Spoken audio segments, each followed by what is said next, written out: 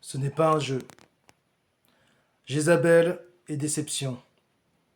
Lorsque tu as des rapports avec une femme qui est possédée par des entités, il faut savoir que tu as plusieurs conséquences à ça. Des conséquences très très graves pour ta vie. Déjà dans un premier temps, il faut savoir que lorsque tu as des rapports avec une personne qui ne t'aime pas en retour, ton énergie de ton plexus solaire se transfère sur cette personne.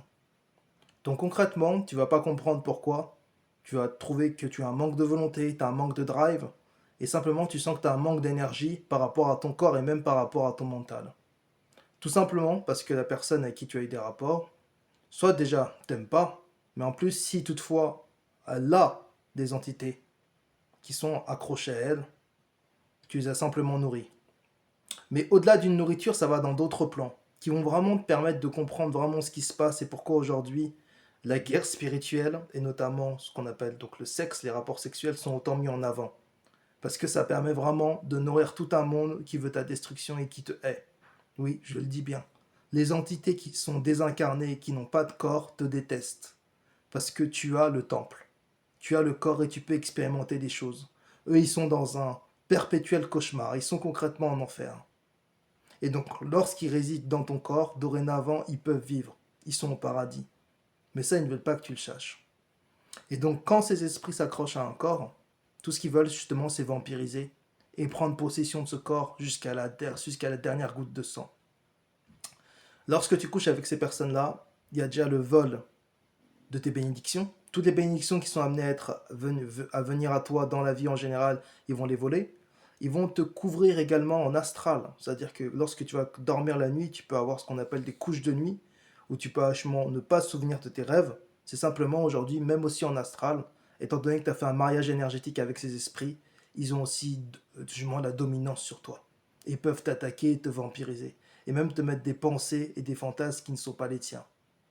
Et enfin, dans un troisième temps, il y a également aussi ton destin. Au-delà de voler ta force vitale, ton âme et ton destin, ils peuvent simplement aussi voler les rencontres qui vont t'amener à grandir sur ton chemin et te détourner de ton chemin de vie. Par là, je veux dire que tu es amené dans cette vie et tu es venu dans cette vie pour avoir des enfants et même faire naître des enfants avec des lumières extraordinaires.